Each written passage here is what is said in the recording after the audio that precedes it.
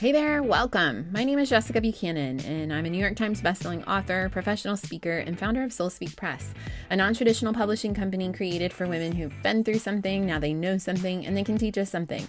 In Her Words is a podcast designed to support aspiring memoir authors on their writing and publishing journey. It's hard work, this writing and publishing stuff, and I want to empower you with encouragement and information so you can keep sharing your truth. So grab your coffee, your notebook, find a quiet space, and let's dive in.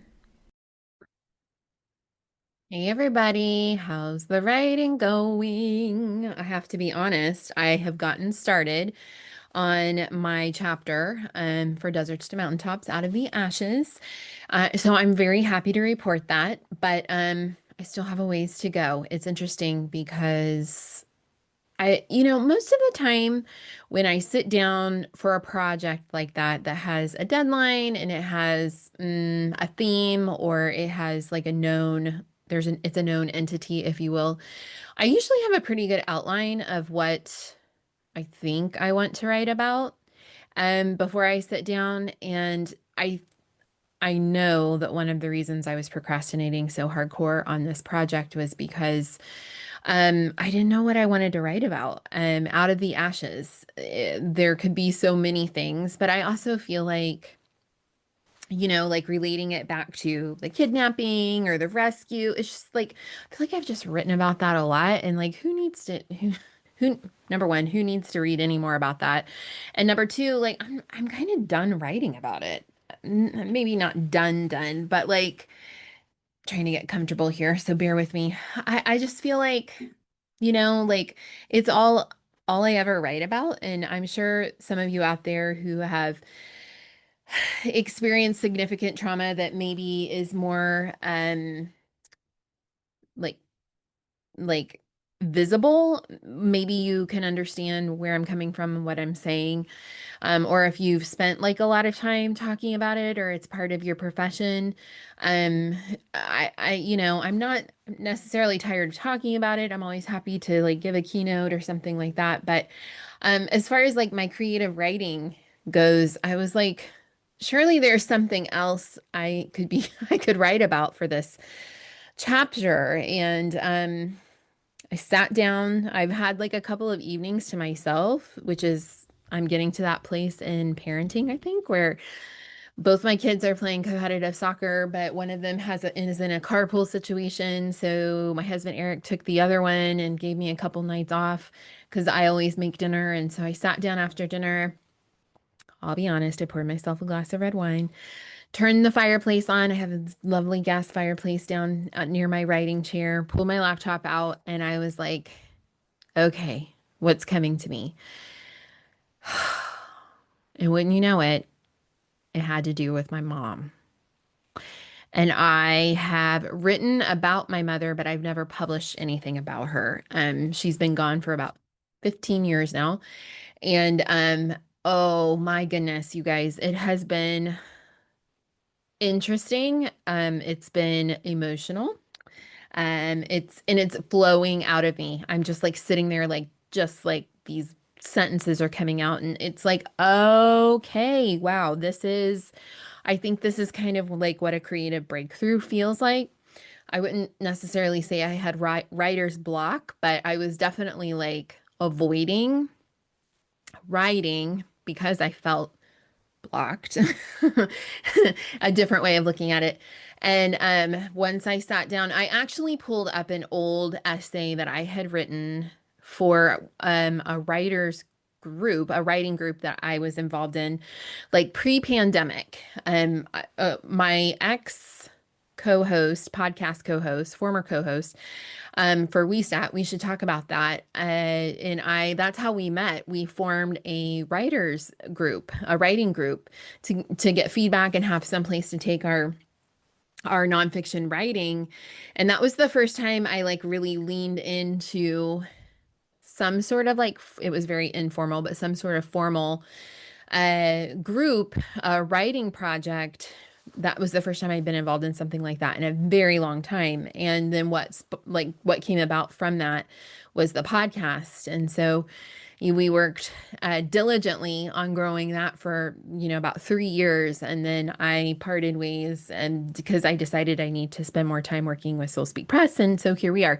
Anyway, all that to say, I pulled out an old essay called The Pink Jacket that I had written about a really painful day from my memory, my experience like 12 years old with my mom. My mom battled mental illness um, for for a long time, and it was excruciating. I'm like choking up just talking about it. So this has been an interesting experience for me. I'm sharing this with you because I want you to know that I'm practicing what I preach, and that memoir writing, I think, should be respected more than it is in the industry, which is what I'm going to talk about in a minute. I'm actually going to be a real Debbie Downer on this podcast episode, unfortunately, and I'm sorry in advance, but I want to give you some real talk. It's really difficult to go into those spaces and relive them and then articulate them and put them down on paper. And so I think that anybody who takes the time to do that excavation, and then allow other people into that process, or perhaps allow them to review that what comes out of it, that product, that doesn't feel like the right word, but to read what they've been through, to read the lessons that they've learned and what they know now. It takes a tremendous amount of courage, and it takes a lot of strength to stick with it, because I could tell, I can feel myself like wanting to get up and go do something, like go change the laundry, like, go check on this, go check on Instagram, like go check the news, like whatever it was. I kept wanting to distract myself because I didn't want to, like, it was hard. It's hard. And it's going to continue being hard, but I think something really beautiful is going to come out of it. And I'm excited to be writing about another trauma in my life. But also just to give that part of my experience as a human being some space to tell her story, for my 12-year-old child inside, to tell her story. So that's what I've been up to lately, along with all kinds of other things, Soul Speak Press. But here's what I want to talk to you about today. I don't really know what triggered me in terms of like wanting to talk about this, other than, I'm on basically like prospective author calls all week, every week. That's my main function here at Soul Speak Press. As the founder, I'm always having Zoom calls with people who get on my calendar and want a consultation and talk about their ideas or what they've been through and the different ways that we might be able to help them publish. And the thing that comes up all the time, right, is I think mostly the prospective clients that come to us understand that we're non-traditional and what that means and how that works. But then I, will send over our offerings with the prices attached, or I'll tell them like the ballpark of how much it costs to work with us. And I see that look on their face, like they go white, because it's really expensive, because publishing is really expensive. And then the alternative is either self-publishing, which I find a very overwhelming thing to think about. I have no idea, like I have no insight into the self-publishing sphere. Um, or traditional publishing. And everybody's dream who is either, a career writer, or has been through something and they want to share their story. Of course, we all want somebody, quite frankly, we all want what happened to me, right? It was like a being struck by lightning twice. The fact that I was rescued by SEAL Team 6 and lived through it. And then through my agent, secured a multi-six-figure advance, and my book did hit the New York Times bestseller list. But, it's not because I'm such a great writer or I had an amazing ghostwriter to help me. It was the association of like my affiliation with SEAL Team 6 and the fascination and the interest there. And then I think a little bit about being the American who was held hostage in the desert for 93 days. Like that's a pretty extreme story. Not everybody, I don't compare my trauma to anybody else's. Pain is pain, and painful experiences are painful experiences. But I think it was like so crazy and out of the ordinary. And this was 12, 13 years ago. Again, social media has changed so much about our world. But it has, and I've talked about this on other podcast episodes. I've talked about this in courses that I don't know if we give them away, if we sell them, go check our website. We have lots of courses about publishing to inform you and educate you. But it's changed the landscape of publishing in and of itself. But I wanted to give you some hard stats so that you know like where we're coming from as a non-traditional publisher and why it's so expensive, why it costs so much to work with us or another company like us, because we put our heart and soul into this. And I can wax and wane about that all day long about how we don't use AI and how much work we do. And, we're so invested in people and gifted and talented and all that. But at the end of the day, here's what you're up against. If you are really certain that the traditional publishing path is for you, I'm like, you know what? Good for you. Go with God. I wish you well. I really do. I wish you good luck. But here's some stats. And this is kind of a reality check, okay? According to Publishers Marketplace, which is like the most reputable place you're going to find information about book deals. So anytime, if you've noticed like on your feed, someone has secured a book deal with a traditional publisher, it's going to be announced in Publishers Weekly. And so it doesn't record all of the sales from like smaller traditional publishing houses, but this is pretty standard, and this is as close as we're going to get to capturing this information. So Memoir deals reported in 2021. This is just Memoir. All throughout America, 322 deals. In 2022, 311 Memoir deals for traditional publishing. And then in 2023, it went down to 267 to 279 Memoir deals. Compare that to fiction, which is about 1,800. Memoir is one of the most competitive categories to sell your manuscript in when it comes to the traditional publishing market. Here's why so few memoirs get picked. What do you think I'm going to say? If you're like listening to me and you listen to me for a long time, you know exactly what I'm going to say, because publishers prioritize what? Celebrity or notable platform. All right. So are you a celebrity? What does a celebrity mean anymore? Well, are you a reality TV star? Have you been on TV? Are you an expert that's, big on Instagram or TikTok? That would be a notable platform. They want you to bring your audience to them. Okay. What happened to me, I didn't have an audience. I'd lived in Africa for the last 10 years. But in a way I did, because my story made headlines everywhere for days. I mean, my family was barricaded in their house because there were so many reporters coming to talk to them. They were bringing them sandwiches and pizza, and my dad and my brother were hiding in another town. Like it was crazy. So I think that that's probably one of those like notable events.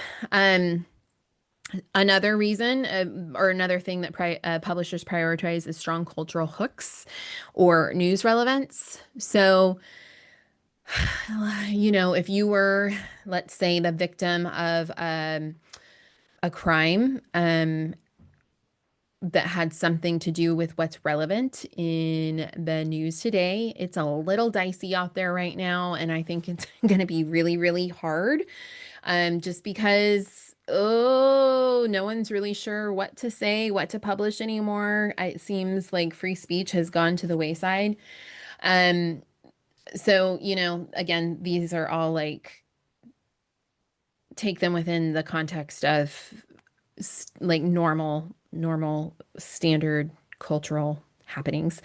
They're looking for memoirs that can be positioned beyond the author. So self-help, leadership, identity, social justice. They don't want just your story. And they don't want just your story if you're not somebody who's famous or you don't have a ton of followers, because Even if you feel like you have survived something significant and extraordinary, if people don't know who you are and you haven't spent time talking about it, and this kind of goes back to what I published last week around building a platform before you actually publish the book. Like again, you got to demonstrate the fact that there will be guaranteed book sales and that people are interested in you and your story. Um, and that unfortunately goes beyond being a lovely writer, being an amazing wordsmith. I've read so many, I was just reading something on Substack about this woman who, she's an amazing writer. She moved over to Substack so that she could build an audience. She had lots of agents bypass her because they were like, yeah, you're a great writer, but you don't have an audience. So no one's going to even look at you. The whole article was actually about the fact that if you're familiar with Glennon Doyle, she's a notable personality, she's a celebrity, had moved over to Substack and actually like immediately put all of her work behind a paywall. And it was an open letter to her to say, hey, Substack is supposed to be for us like no-namers who are trying to build a community of people who will read our work and we can read others' work. And so that was what that was about. But still, it just reiterates everything I say over and over and over again. Everyday stories, often of struggle, not because they're unworthy, but because the market is selective. So, what does an everyday story constitute as? Unfortunately, it's going to be probably a story of sexual assault, or childhood sexual assault. It's going to be the stories of, workplace discrimination, especially from a women's perspective. It's going to be books about chronic disease or chronic illness or overcoming some sort of like horrific physical or mental illness or disease. They don't feel every day to you because they're not, because they're your life and you've come like, dug yourself out of hell to survive it. And so that's why we exist, because we believe that your story matters and that if you have the tenacity and the willingness and the compulsion to tell your story in this way, we want to get it out there. But we do have our limitations, right? So think about this in terms of like understanding as well, like agents, right? A lot of times I'll get on calls and, um, prospective authors will pick my brain because really what they want is they think I'm an agent and I'm like, oh no, no, that's not what this is. That's not what I am. But agents are gatekeepers, right? They are the ones that are going to decide whether or not you are going to live or die in this traditional publishing pursuit. So here's a statistic for you, right? Query tracker analysis says that only 5 to 6% of queries get requests for more material. Okay. Who was I talking to? Oh, I talked to so many people. I was talking to a prospective author who was querying her manuscript. She had sent out like 80 maybe inquiries and she had only gotten 3 responses back and they all said no. Um, Only 1% get representation. I know I told you I was going to be a Debbie Downer. I'm so sorry. But also, there's good news because we exist. And there are also alternative ways for you to get your story out there. Um, from there, only 270 memoirs a year make it to contracts. And just because an agent takes you on, by the way, doesn't mean they're going to sell your manuscript. Okay, it just means that they've like taken you on because they see that there's potential and they think that they might know somebody who would be interested. And so only 270, give or take, are going to sell and result in contracts for the author. So the odds are slim, very slim, but they're not impossible. There's no such thing as impossible. Um, so here are 5 things to consider if you're committed to the traditional publishing track. Okay. Always and every day, your platform is your power. Grow an audience before the book. Publishers want built-in readers. I will like have to say this until I'm blue in the face. And no matter what happens, it's never going to be for nothing. And I mean, stop. If you feel like you have this, like you got to put this memoir out there and you got to get this story out there, stop coming to me and telling me, oh, I can't stand social media. I hate it. I can make content. I can create content all day long, but I don't want to post it. I don't want to be on there. I don't want to talk about it. Then basically you're just writing for yourself. Like I'm telling you, I say it all the time, 50% of the job of being an author is writing the book. The other 50% is selling it and talking about it and marketing it. And this is the world we live in. I remember I had a really good friend back in Kenya, one of my teacher friends, very talented writer, and she had like a private blog.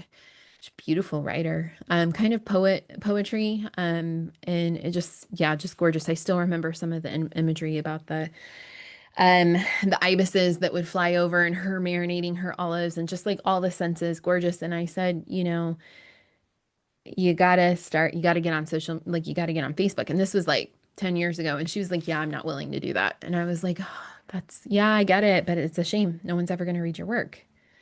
This isn't 1863 anymore. You don't just like write a book and people like find it in their local mercantile or, their lending library. Like there's so much competition and so much noise and so many books out there. You've got to figure out a way to set yourself apart. And your story must serve the readers. Editors look for memoirs that are about more than the author's life. You may think you're really interesting. I may think you're really interesting, but are 10,000 readers going to think you're interesting? I told you I was going to be really direct and hard, but what else can you offer them other than just your interesting story of survival? You need to figure out some insights. You got to offer them something, remember, in exchange for their time, their resources, and their energy. Okay, think in categories. Cross sectioning is so important. Can your memoir cross into self-help? Can it be a leadership book? Can it be a cultural commentary? This is what's going to get the attention of that agent that is going to be able to sell 1% of the traditional to the traditional publishing market. I think it's interesting. I've been thinking about this a lot lately. When women write books like this, they're called self-help, but when men write them, they're called leadership books. So how can you position yourself in the thought leadership space? Is it advocacy? Is it education? It's got to be more than just your experience. And I know this sucks because then you're like, well, I don't know how to write that. Well, honey, that's why we've got developmental editors. That's why we've got a whole team. That's why we charge so much because we do know how to do that. And it's hard work. Okay, get professional polish. Proposal and sample chapters must be impeccable.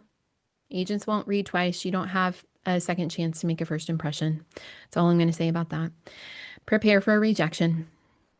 Even strong memoirs often get dozens of passes before landing. I mean, if you're really and truly committed to this, see it through. And I really do. I really hope that you get what your heart aches for. I really, really do. So, okay, we've got to acknowledge the reality. These numbers can feel discouraging, but I do really hope that you believe me when I say that your story still matters. It really does. It needs to be positioned in a way that people want to read it, but it still matters. And if you want to get it out there and you want to do something bigger with it, then, find some help. It doesn't have to be us. There are plenty of coaches out there. There are plenty of hybrid companies out there like us. Go find somewhere where you feel like you align. Reframe. Traditional publishing is one path, but it isn't the only one. Okay, remember that. Non-traditional publishing, things that we offer, author control, you retain your rights. We don't take your royalties. You don't have to wait and shop around for 3 years for somebody to read the first page of your proposal. Professional editing, design, distribution without losing your voice. I mean, we have strong recommendations about what we think and know will work in the market in any given, particular season. But, at the end of the day, this is your book. This is your work. Um, so memoir contracts are few, but the desire to share stories and to consume them and to read them is huge. So, if you're tired of waiting for permission to tell your story, I really do invite you to come talk to us at Soul Speak Press. For our male counterpart, Atlas Legacy Press, we've just started a new imprint for non-binary folks. Wherever they feel most comfortable, we would love to have them. Your story matters. We would love to support you in any way, figure out a way to make it work. If you're interested in learning more about us or you know somebody who would benefit from knowing us, please, please, please send us an email at hello@soulspeakpress.com. You can reach out to us on Instagram at soulspeakpress. You can reach out to me directly in my email, info@jessbuchanan.com. You can even schedule a consult with me on my website or on Soul Speak Press. So we make it really easy for you. You can always talk to me for 30 minutes and pick my brain, and I'll tell you everything I know. And I'm a straight shooter. I am not going to I'm not going to blow rainbows up your you know what. I'm going to tell you what I think and what I know and what I've experienced. You might not like it, but it's the truth. And we really, really, we need to know what we're working with here, right? And I do believe that there is an avenue for everyone who really wants to tell their story. But at the end of the day, what matters is that you keep writing. If you need a nudge to keep writing, I've got two other opportunities for you in the near future. One, we are taking submissions for our 2026 anthology. We're starting a new series. The title of that is I'm Still Here, Our Stories of Becoming in the Wake of Surviving Survival. So we're looking for stories of overcoming impossible odds, right? Resilience. We've already signed on some authors, so there's space, but it will fill up.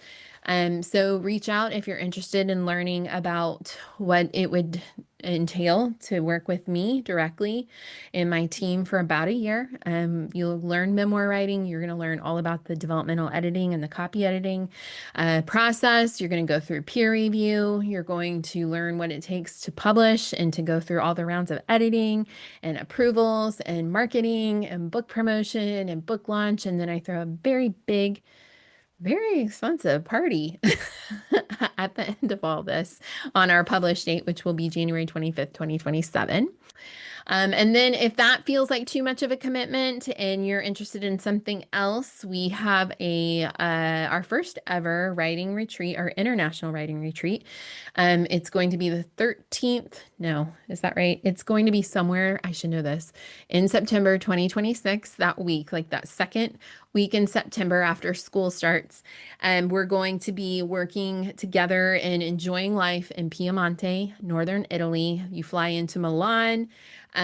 We will pick you up there. We will transport you to a lovely luxury hotel in the vineyards of northern Italy, and we're going to write, and we're going to write through the senses. We're going to take cooking classes. We're going to take vineyard tours. We're going to take market tours. We're going to write in a castle. It's going to be amazing. And I got to say, it's really cheap. Jess Greenwood, who does she's our developmental editor at Soul Speak Press, and she's our director of publishing at Atlas Legacy Press, and she organizes our retreats.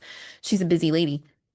She got the price down to $3,500 for 5 days, all inclusive, except for your flight to Milan. So if you're interested, you can reach out to her at jessg@soulspeakpress.com, or you can just DM us Soul Speak Press on Instagram and we'll follow up with a submission form and get more information out to you so you can come and be with us for a week in Italy. How amazing is that? Every writer dreams of that. Every writer dreams of going to Italy and sipping wine and eating pasta and writing their next best-selling memoir, don't they? It's like Under the Tuscan Sun. Do you remember that movie? I think I should go back and watch that. Anyway, okay. Here's the deal. All is not lost. If traditional publishing you don't think is going to work for you and you don't want to spend all your time shaking your booty on TikTok to grow an audience, It doesn't matter to us here at Soul Speak Press. We'll take you on if we feel like your story is aligned with our values and what we're aiming to do here. So reach out, let us know how we can support you, and just, keep writing. I know I'm going to. All right, I'll see y'all next week. In Her Words is hosted by me, Jessica Buchanan, and is produced by Soul Speak Press, a non-traditional publishing house for women who are ready to tell their story. If you would like to know more about our submission process, I encourage you to check us out at www.soulspeakpress.com or follow us over on Instagram at Soul Speak Press. We appreciate all your questions, and if you would like to leave us a review, we would be so grateful.